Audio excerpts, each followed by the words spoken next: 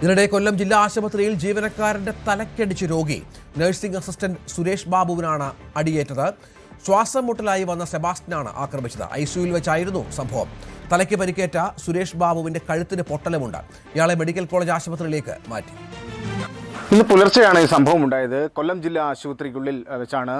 ജില്ലാ ആശുപത്രിയിൽ ചികിത്സ തേടിയെത്തിയ കുരുവിപ്പുഴ സ്വദേശിയായ സെബാസ്റ്റ്യനാണ് അവിടുത്തെ ജീവനക്കാരനെ മർദ്ദിച്ചത്. സുരേഷ് ബാബുവിനാണ് ക്രൂരമായി മർദ്ദനമേറ്റത്.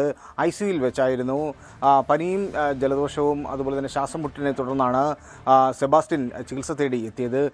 ഐസിയുവിൽ വെച്ച് ട്രിപ്പ് ഇടുന്ന സ്റ്റാൻഡ് ഉപയോഗിച്ച് സുരേഷ് ബാബുവിനെ ക്രൂരമായി മർദ്ദിക്കുകയായിരുന്നു. സുരേഷ് ബാബു നഴ്സിംഗ് അസിസ്റ്റൻ്റാണ്. രോഗിയെ ചികിത്സിക്കുന്നതിനിടയിലായിരുന്നു ഇത്തരത്തിലുള്ളൊരു പ്രകോപനപരമായൊരു അന്തരീക്ഷം അവിടെ ഉണ്ടായത്. അതിക്രൂരമായി മർദ്ദനമേറ്റു എന്നുള്ളതാണ്. കഴുത്തിനും നെറ്റിക്കും വലിയ മുറിവുകൾ ഏറ്റിട്ടുണ്ട്. ദൃശ്യങ്ങളിൽ തന്നെ കാണാൻ കഴിയും. തലയിൽ വലിയ കെട്ട്, അതുപോലെ കഴുത്തിൽ മുറിവുകൾ ഏറ്റിട്ടുണ്ട്. ആംബുലൻസിലേക്ക് കയറ്റുന്ന ദൃശ്യങ്ങൾ ഇപ്പോൾ പുറത്തു വന്നിട്ടുണ്ട്. ഇയാളെ ഇപ്പോൾ പാരിപ്പള്ളി മെഡിക്കൽ കോളേജിലാണ് ചികിത്സയ്ക്ക് പ്രവേശിപ്പിച്ചിരിക്കുന്നത്.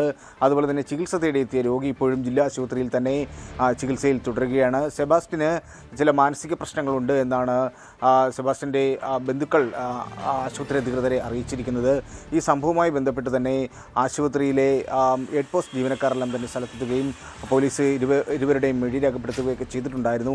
എന്താണ് ഇത്തരത്തിലുള്ളൊരു പ്രകോപനപരമായ ഒരു സാഹചര്യത്തിലേക്ക് നയിച്ചത് എന്നുള്ളതിനെക്കുറിച്ച് അന്വേഷിക്കുന്നുണ്ട്. CCTV ദൃശ്യങ്ങൾ അടക്കം പോലീസ് പരിശോധിക്കുന്നുമുണ്ട്. എന്തായാലും ആശുപത്രി ജീവനക്കാർക്ക് ആശുപത്രിക്കുള്ളിൽ വെച്ച് പോലും സുരക്ഷ ലഭിക്കുന്നില്ല എന്നുള്ളതിൻ്റെ ഏറ്റവും വലിയ ഒരു ഉദാഹരണമായി തന്നെ ഈ ഒരു സംഭവം മാറുന്നു എന്നുള്ളതാണ്. വിനീഷ്, ന്യൂസ് 18 കൊല്ലം.